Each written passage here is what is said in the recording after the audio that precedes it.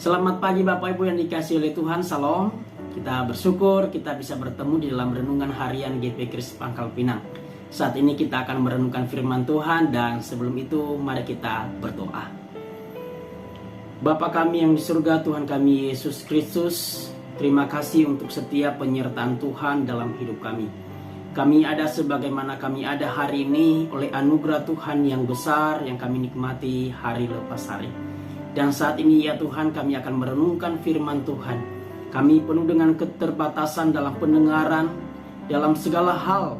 Kami mohon kiranya Tuhan menguasai hidup kami, agar kami bisa mengerti, memahami, dan menerima firman Tuhan di dalam hidup kami, serta melakukannya di dalam hidup kami hari lepas hari. Kami bersyukur untuk firman Tuhan, dan kami sudah siap mendengar firman Tuhan. Dalam nama Tuhan Yesus kami berdoa dan mengucap syukur. Amin. Bapak Ibu yang dikasihi oleh Tuhan, kita akan merenungkan firman Tuhan dari Hosea pasal 14 ayat 2-10. Bunyinya demikian. Tentang pertobatan dan janji. Bertobatlah hai Israel kepada Tuhan Allahmu, sebab engkau telah tergelincir karena kesalahanmu. Bawalah sertamu kata-kata penyesalan, dan bertobatlah kepada Tuhan. Katakanlah kepadanya, ampunilah segala kesalahan, sehingga kami mendapat yang baik. Maka kami akan mempersembahkan pengakuan kami. Asyur tidak dapat menyelamatkan kami. Kami tidak mau mengendarai kuda, dan kami tidak akan berkata lagi, ya Allah kami, kepada buatan tangan kami, karena engkau menyayangi anak yatim. Aku akan memulihkan mereka dari penyelewengan. Aku akan mengasihi mereka dengan sukarela, sebab murkaku telah surut daripada mereka. Aku akan seperti embun bagi Israel, maka ia akan berbunga seperti bunga bakung, dan akan menjulurkan akar-akarnya seperti pohon hawar. Ranting-rantingnya akan merambak, semaraknya akan seperti pohon zaitun, dan berbau harum seperti yang di Libanon. Mereka akan kembali dan diam dalam naunganku, dan tumbuh seperti gandum. Mereka akan berkembang seperti pohon anggur, yang termasyur seperti anggur Libanon. Efraim, apakah lagi sangkut pautku dengan berhala-berhala? Akulah yang menjawab dan memperhatikan engkau. Aku ini seperti pohon sanobar yang menghijau, dan padaku engkau mendapat buah. Siapa yang bijaksana, biarlah ia memahami semuanya ini. Siapa yang paham, biarlah ia mengetahuinya. Sebab jalan-jalan Tuhan adalah lurus, dan orang benar menempuhnya, tetapi pemberontakan tergelincir di situ. Bapak Ibu yang dikasihi oleh Tuhan, tema kita hari ini adalah janji Allah bagi yang mau bertobat. Bapak Ibu yang dikasihi oleh Tuhan, kita tahu bahwa bangsa Israel disebut sebagai umat kesayangan Allah atau umat pilihan Allah. Dan Allah sangat menginginkan mereka untuk mewujudkan pertobatan yang sejati. Sebab kita tahu bahwa bangsa Israel hidup berlaku tidak setia kepada Allah dengan cara menyembah berhala. Oleh karena itu, melalui Nabi Hosea, Allah menyerukan kepada mereka supaya mereka mau kembali kepada Allah. Pertobatan yang dikehendaki Allah adalah pertobatan yang sejati. Artinya, pertobatan kepada Tuhan yakni sebuah tindakan pertobatan yang sungguh-sungguh di hadapan Tuhan. Pertobatan yang mengandung unsur penyesalan, yakni tindakan penyesalan yang benar kepada Tuhan atau ditujukan kepada Tuhan. Pertobatan yang mengandung unsur permohonan pengampunan dosa kepada Tuhan, karena hanya Tuhanlah yang bisa melakukan pengampunan dosa. Ada 3 janji yang disediakan Allah bagi yang mau bertobat sungguh-sungguh kepadanya. Yang pertama, janji pemulihan hidup. Ayat 5, aku akan memulihkan mereka dari penyelewengan, aku akan mengasihi mereka dengan sukarela, sebab murkaku telah surut daripada mereka. Kata memulihkan di sana dalam terjemahan lain menggunakan kata menyembuhkan atau membersihkan. Dalam terjemahan lama, bahwa aku akan menyembuhkan mereka itu daripada sesatannya. Aku akan mengasihi mereka itu dengan segenap hatiku, karena murkaku sudah undur daripadanya. Dalam terjemahan firman Allah yang hidup, maka aku akan membersihkan engkau dari penyembahan berhala dan ketidaksetiaan. Dan kasihku tidak akan mengenal batas, karena murkaku akan hilang lenyap untuk selama-lamanya. Maka pemulihan atau penyembuhan hidup yang dimaksudkan di sini lebih kepada pemulihan hidup rohani. Ada 3 hal penting yang berkaitan dengan kehidupan kerohanian mereka yang telah merosot, yaitu tidak ada kesetiaan, tidak ada kasih, dan tidak ada pengenalan akan Allah, serta hidup menurut hawa nafsu mereka sendiri. Mereka mengabaikannya dengan cara beribadah kepada dewa-dewa atau ilah-ilah mereka. Karena kemerosotan inilah Allah berinisiatif hendak memulihkan atau menyembuhkan kehidupan mereka. Allah mau supaya kesetiaan kepada Allah, kasih kepada Allah, serta pengenalan akan Allah yang benar kembali dimiliki oleh orang Israel. Karena itu Allah memanggil mereka supaya mereka kembali kepada Dia. Tetapi kita tahu semakin Allah memanggil mereka, semakin mereka menjauh daripadanya. Tentunya mereka berlaku tidak setia kepada Allah, tidak mengasihi Allah karena tidak adanya pengenalan akan Allah yang baik dan benar. Oleh karena itu pengenalan akan Allah sangat penting. Karena kalau kita sudah memiliki pengenalan akan Allah yang benar, maka pasti kesetiaan dan kasih kepada Allah itu pasti nampak. Pengenalan akan Allah yang baik dan benar menentukan bagaimana kehidupan kerohanian kita. Tanpa adanya pengenalan akan Allah yang benar akan membuat kita tersesat dan melakukan segala sesuatu menurut kehendak kita dan mengabaikan kehendak Allah. Cara hidup bangsa Israel yang seperti inilah yang hendak dipulihkan oleh Allah, supaya mereka kembali kepadanya. Dan ketika mereka telah bertobat, maka Ia atau Allah hendak menyelamatkan mereka, karena hanya Dialah satu-satunya sumber keselamatan itu. Jadi pengenalan akan Allah sangat penting bagi orang percaya, karena tidak mungkin kita percaya kepadanya kalau kita sendiri tidak mengenalnya secara pribadi, bahwa Dia adalah Tuhan dan Juru Selamat kita. Allah akan memulihkan mereka yang mencari Dia dengan sungguh-sungguh. Allah akan memulihkan mereka yang mengenal Dia secara baik dan benar, serta Allah memulihkan mereka yang mau bertobat sungguh-sungguh kepadanya. Ini juga mau mengajarkan kepada kita bahwa harus memiliki pertobatan yang sungguh-sungguh, pertobatan yang sejati, serta mengenal Allah dengan baik dan benar. Karena itu akan membuat kita memiliki kesetiaan, kasih yang sungguh-sungguh kepada Allah, sehingga kita tidak mungkin berpaling daripada Dia.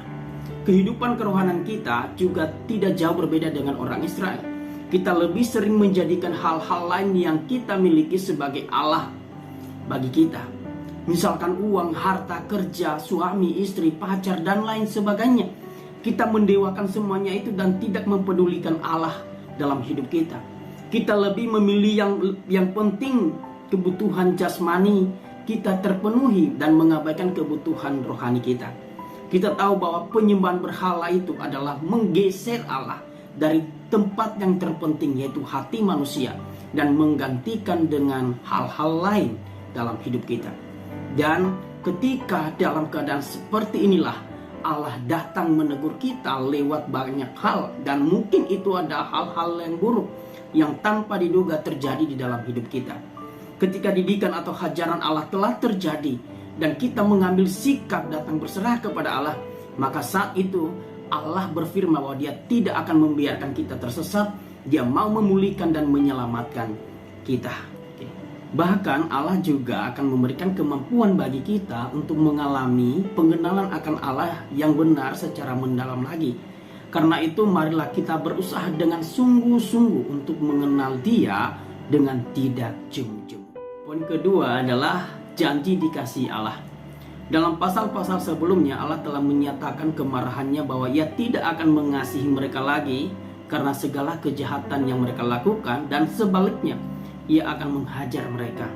Menurut Hosea, hal ini terjadi sebab Israel tidak sungguh-sungguh mengenal Allah, memahami dan melakukan kehendaknya.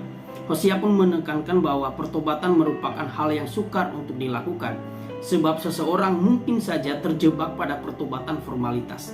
Oleh karena itu Allah menghajar mereka dengan menyerahkan mereka ke tangan bangsa-bangsa yang tidak mengenal Allah, sehingga mereka akan menderita yang bertujuan untuk mendisiplinkan mereka. Namun demikian dalam kegeramannya, walaupun Ia telah menghukum mereka, tetapi kasih-Nya kepada umat-Nya tidak akan hilang. Ini membuktikan bahwa Allah adil bagi orang yang bersalah, dan kasih-Nya ditunjukkan bagi orang-orang yang percaya kepadanya.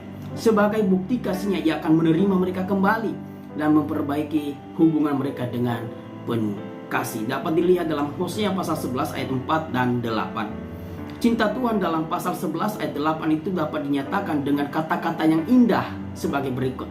Hai Israel, tak mungkin engkau kubiarkan atau kutinggalkan.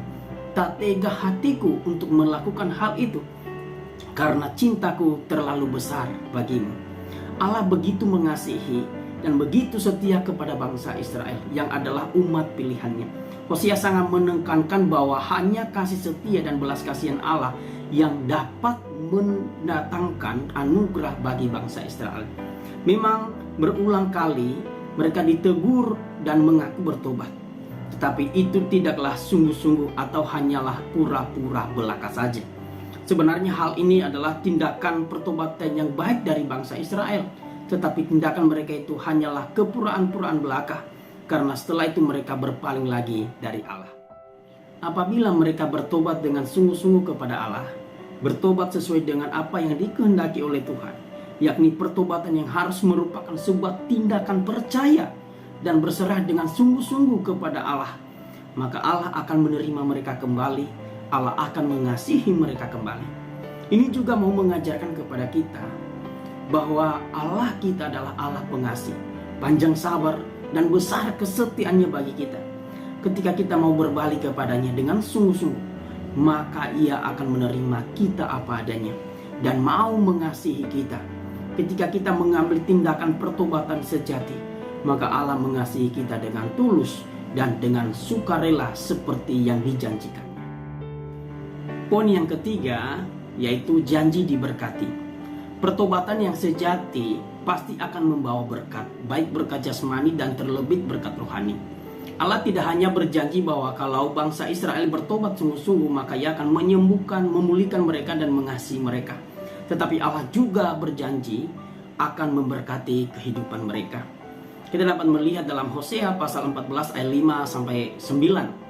Dikatakan bahwa Allah akan menjadi seperti embun bagi Israel, sehingga kehidupan mereka akan menjadi indah dan murni bagaikan bunga bakung, seperti pohon hawar dari Libanon, dan mereka akan kuat, sangat berharga, dan berakar di dalam Allah. Semua kata-kata kiasan dalam ayat-ayat ini menunjukkan betapa berharganya umat yang dipulihkan oleh Allah. Berkat yang akan diterima juga pasti bukan hanya berkat secara jasmani saja, tapi berkat rohani yang mereka terima. Berkat rohani yang akan mereka terima adalah bahwa mereka akan kembali dalam naungan Tuhan. Dalam Hosea pasal 14 ayat 8. Ketika bangsa Israel berada dalam naungan Allah, maka Allah pasti akan membuat mereka semakin mengenalnya. Ketika bangsa Israel ada dalam naungan Allah, maka Ia akan menyatakan banyak hal tentang Dia kepada mereka. Bagaimana dengan kita? Apakah kita juga mau menerima berkat rohani dari Allah? Kalau kita berkata ya, tinggalkan semua dosa dan kembali kepada Tuhan. Ketika kita bertobat dengan sungguh-sungguh kepada Allah, maka hidup kita akan dipulihkan, dikasihi, dan diberkati oleh Tuhan. Bahkan Allah akan menjadikan hidup kita itu indah dan berharga di matanya. Maukah kita menerima dan hidup di dalam janji-janji Allah yang indah ini? Kalau kita berkata ya, bertobatlah sungguh-sungguh kepadanya sekarang juga, dan hiduplah di dalam naungannya. Percayalah kepadanya dengan sungguh-sungguh bahwa Ia adalah Tuhan dan juru selamat pribadi kita, dan kita mulai hidup di dalam naungannya senantiasa. Amin untuk firman Tuhan. Tuhan Yesus memberkati.